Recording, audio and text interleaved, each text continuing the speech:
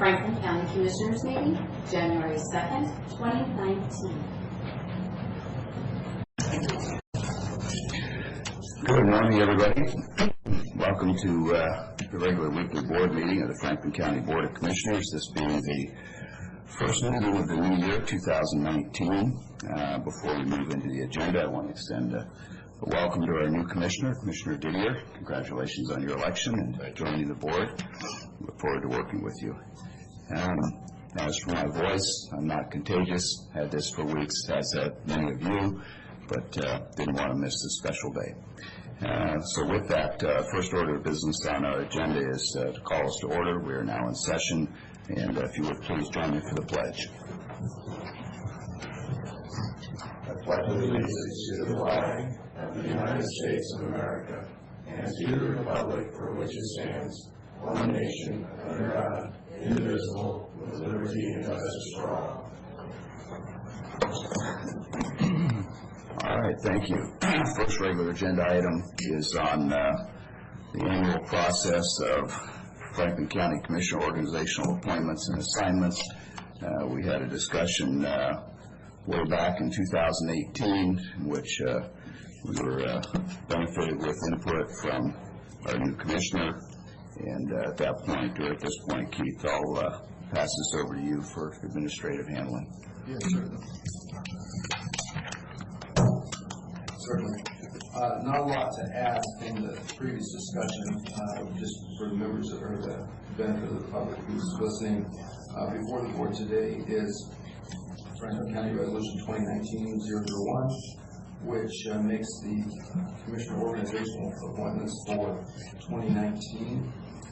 There are a number of different board-appointed positions, and those positions are assigned directly by the commissioners, and then a number of organizational appointments that are made by the organization itself, typically as a result of a nomination and a process by their own board of directors. They select those representatives for Franklin County.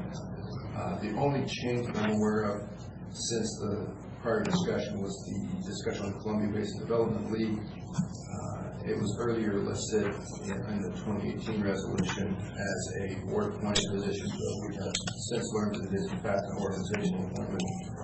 So that is the only editorial change that's taken place since this was first proposed.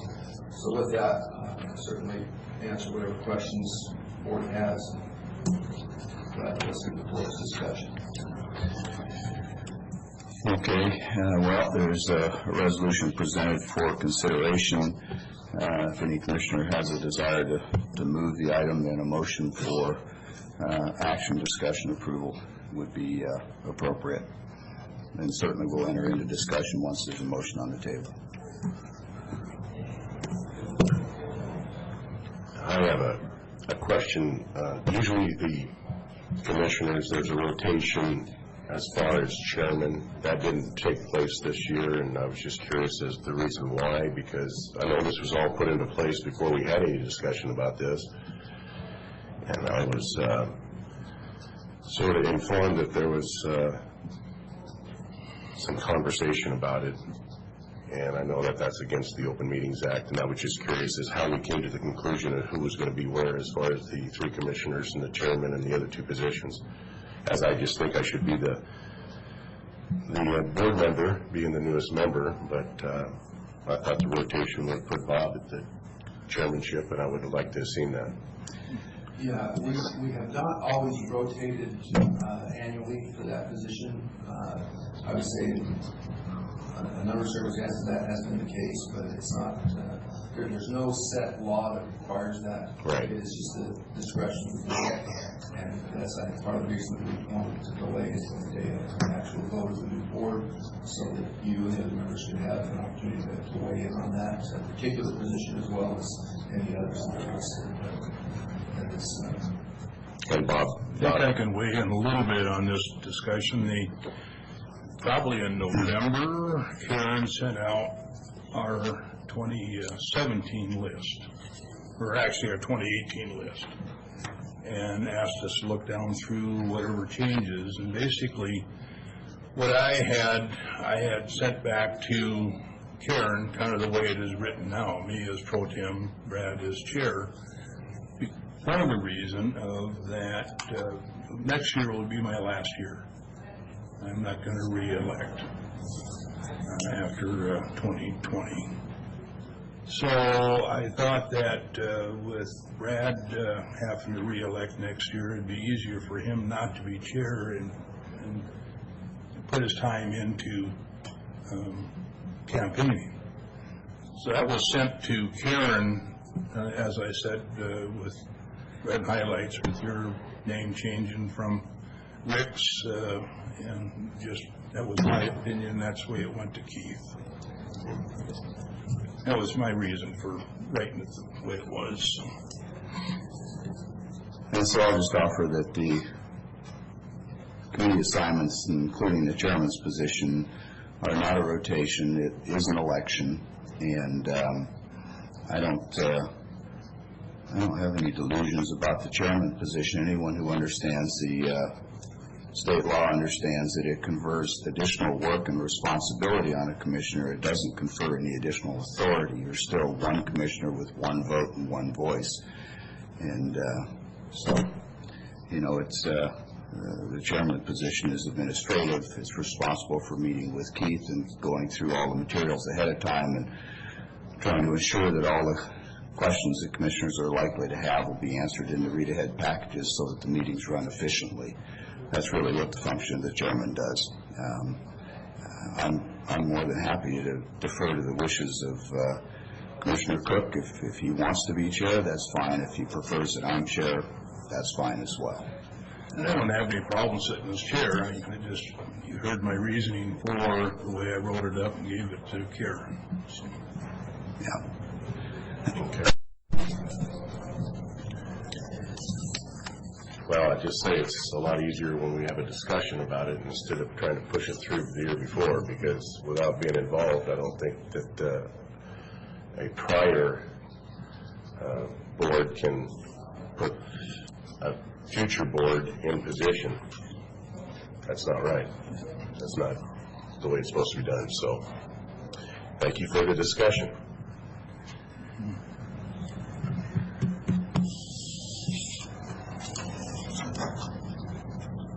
Make a motion?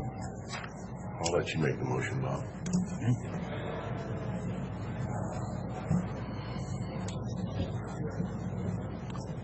Well, with that, I would move to approve the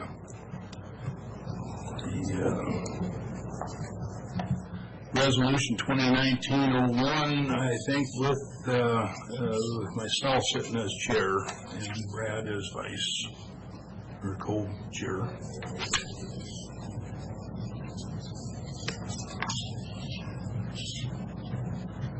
You're going to be chair? That's what my motion is. I second that motion. Okay, we have a motion and a second for approval of resolution 2019-001 with one proposed change.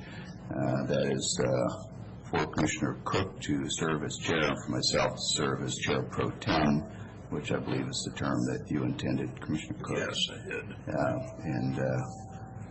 So we have a motion and a second. It's appropriate that the motioner has first call for any comments or discussion. Mr. Cook, do you wish to speak to your motion beyond what you've already said? Negative. Okay, any other comments or discussion? Okay, not hearing any, I'll just add my note, which is, as I said earlier, the chairmanship conveys additional duties, not additional authority, and I'm pleased to have it move forward as is, in particular if it creates additional confidence in the process for the whole board. That's a valuable addition, so thank you for that, Commissioner Cook. Not hearing any other comments or questions, all in favor of the motion as stated, please say aye. Aye. Okay, so 2019-001 is approved. With the changes. And Karen, we'll go ahead and sign the signature page. I'll ask you just to reprint the first page and change those two.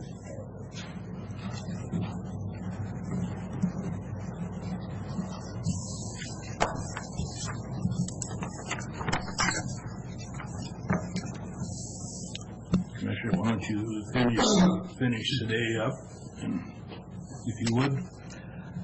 All due respect, Mr. Chairman, once the vote is taken, it's an action of the board. Okay. And congratulations. All right. Let me pass these down to you as well.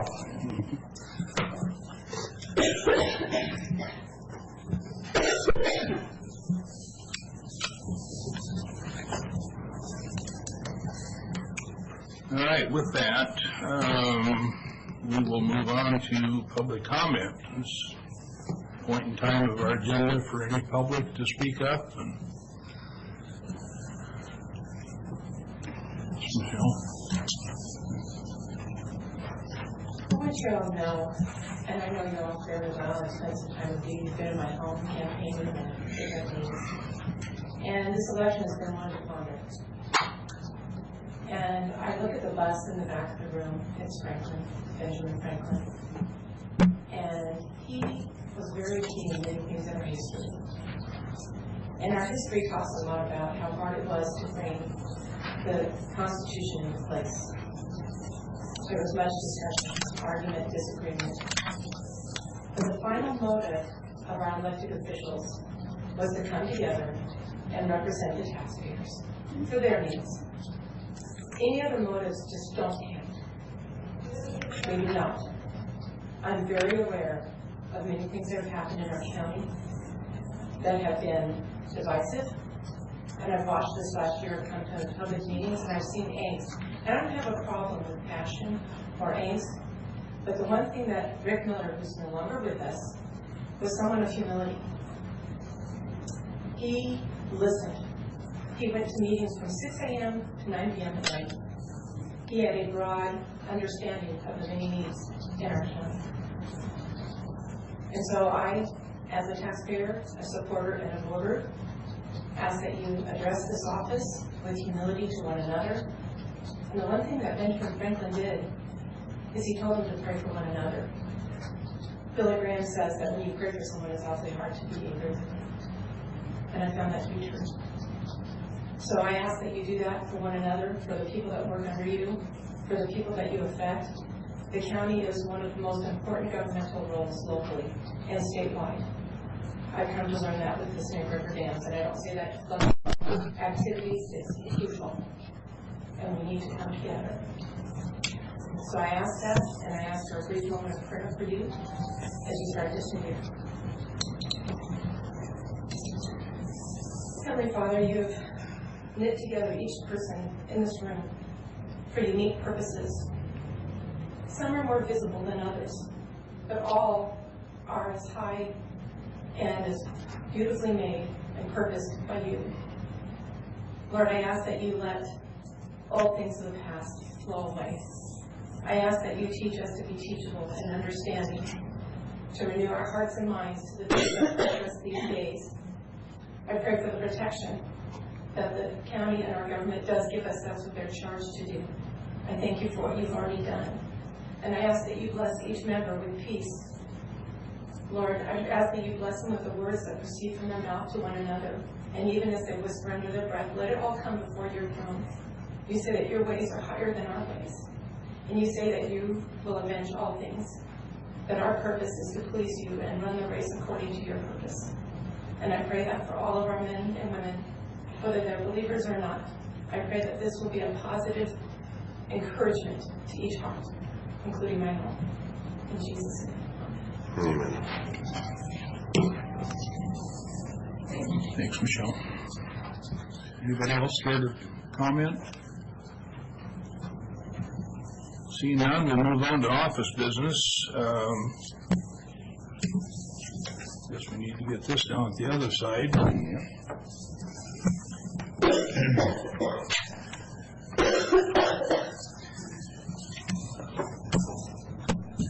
Mr. Chairman, we've got 4 items this morning requiring financial administrative action.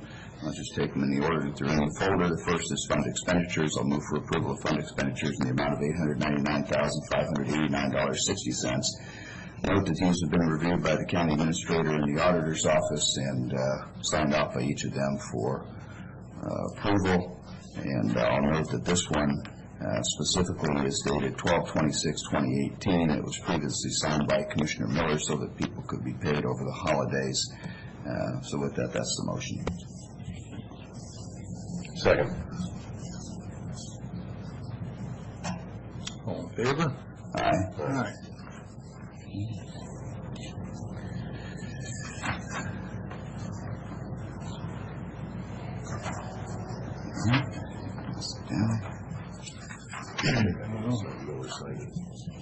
Yeah, but you, a second down here.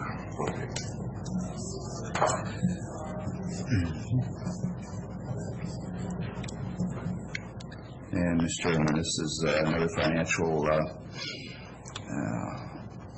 motion. This is for payments dated January 2nd, 2019. Although I note that Commissioner Miller previously signed it, so I'll sign this one as the motion maker. So move for approval of county roads and motor vehicle payrolls in total amount of $160,522.91 as presented, and note that this has been reviewed and signed off by representatives of the auditor's office. Second. All in favor? Aye. Aye. Okay. And the third out of four, this is fund expenditures. Move for approval of fund expenditures in the total amount of $496,536.79 as presented to the board. Note for the record, has been reviewed by the county administrator as well as representatives of the auditor's office. And I second that. All in favor? Aye. Aye.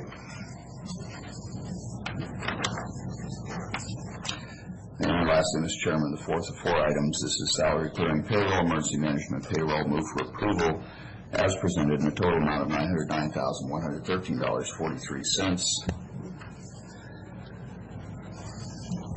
And I second that also. All in favor? Aye.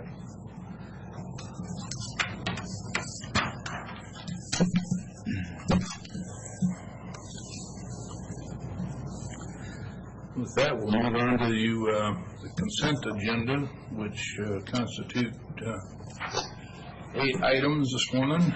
Anything anybody would want to discuss or pull, or? Yes, I have a few things here. On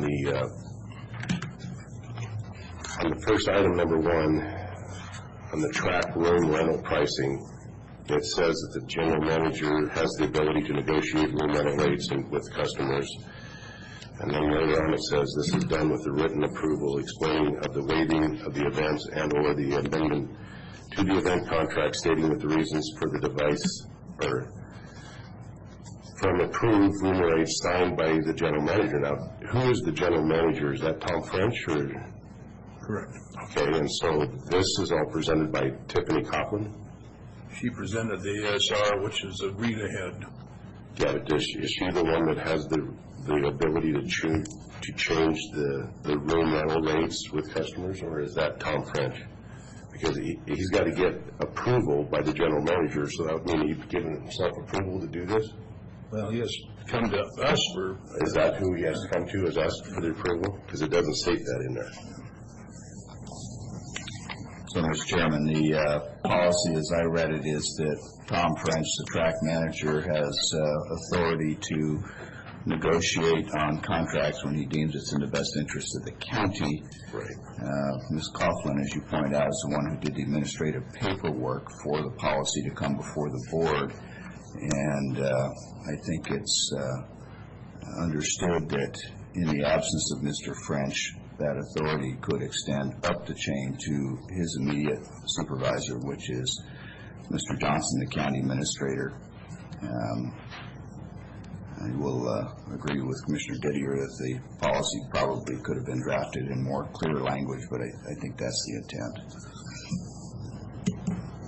We should probably get that cleared up before we pass this on any further, because if this is the case, he's only got to get approval from himself to change any rental rate out there. Nobody's watching over the price changing if there was any to be done.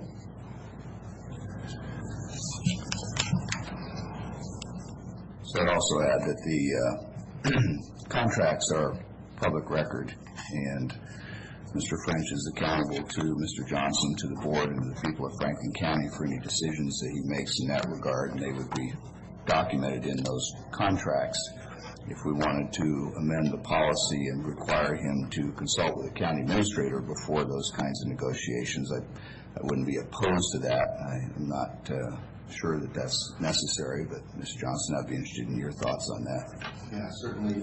There is a requirement under Section 4.3, as Commissioner Didier pointed out, that only the general manager is able to deviate from the approved rates, and then he is required under 5.4.1 to document the results of that negotiation. So that would be under my purview to review that, make sure that's consistent with the intent of the board.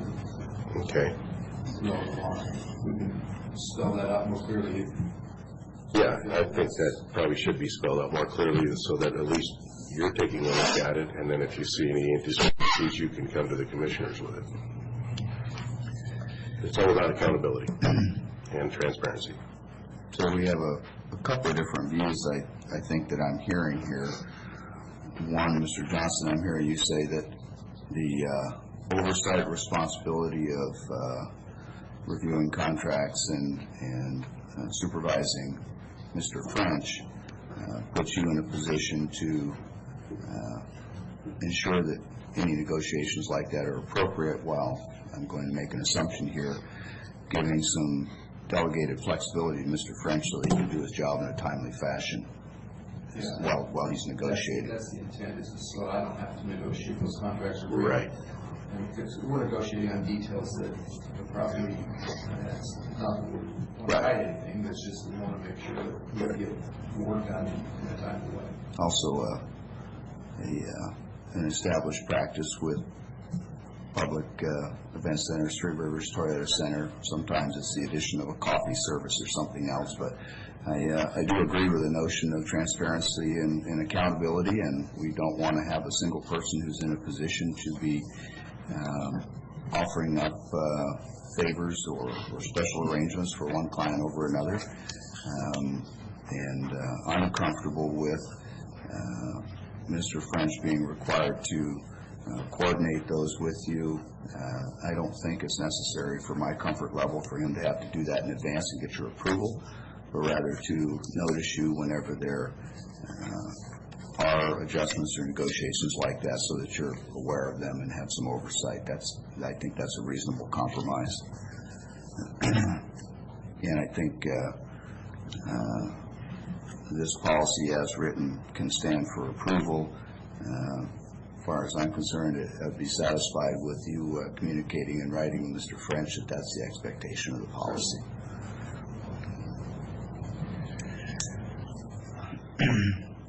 So with that, Mr. Chairman, I move for approval of consent agenda as presented. Any further? I'll second that, as long as we follow through with this. Okay. No further discussion. All in favor? Aye. And we'll sign these after Yep. Okay. we get done here. With that, we'll move on to Mr. Johnson, Administrative Office. I don't believe I have any official business to conduct this morning. I will be requesting an executive session after the public comment period. Okay. I don't intend to ask for action following that. No action following? I'm going to check with Jim. Not anticipated. We'll have action today on that. Okay. Okay. With that, we, at this point in time on the agenda is public comment again, once more. Do we have any comments? Any comments at all? Not seeing any. We'll carry on. We open this with our executive session. Keith, please. Yes, I am requesting an executive session up to 30 minutes under RCW 42.30.110, paragraph 1, subparagraph I, to discuss with legal counsel litigation, potential litigation, like for Jen Johnson and Sheriff Raymond, Carly Name, Sean Sant participated. Okay. 30 minutes. I believe that's probably adequate. Okay. All right. With that, as soon as the room is cleared, we'll open the executive session, expecting no decisions afterwards, so we have no further business afterwards besides signing these.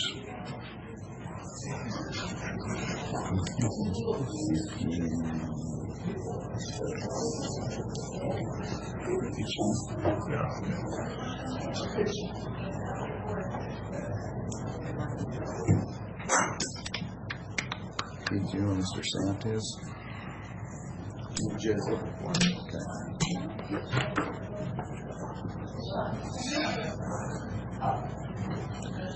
Hey, Keith? Yeah, so Okay, we are out of the executive session with no decisions made. Back in the general session. I think the only thing we have left as commissioners is to sign the consent agenda. Anything else for the good of the board?